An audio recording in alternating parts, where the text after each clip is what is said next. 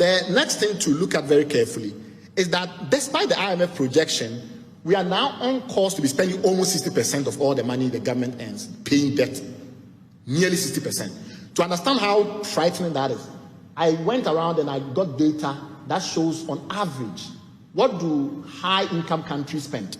So countries that have a lot of money, they normally will be spending something like 5%. So somebody will say, oh, but Japan has 230% debt to GDP. So if we have 75%, what's the problem? That's not how we calculate it. You calculate it by looking at two things. Does Japan borrow in yen or in dollar? If they borrow in their local currency, things are not as desperate. If you borrow in dollar, you don't print dollar. It's a different matter. Japan prints yen. If Japan decides to borrow in yen, they have some flexibility.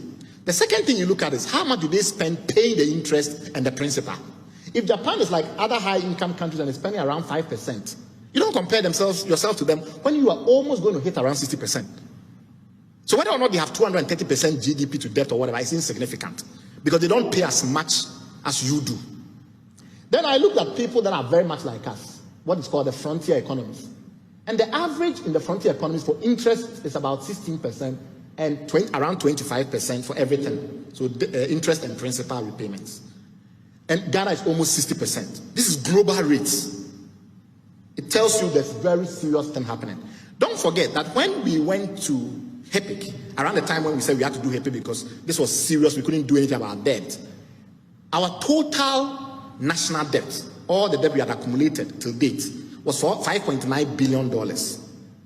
Then because of HEPIC, they forgave us a bunch of that. And it came down to around $2.3, $2.4 billion in 2002, 2003, thereabout. Particularly, the fact that we now spent less servicing that debt created what we call fiscal room, because the government is not spending all the money and taking all the money and giving to creditors. Now, our external debt alone is $30 billion almost. $30 billion. So that's external. We are not counting the local.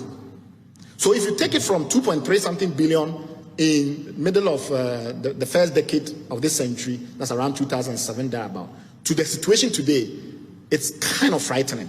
That's as simple as that.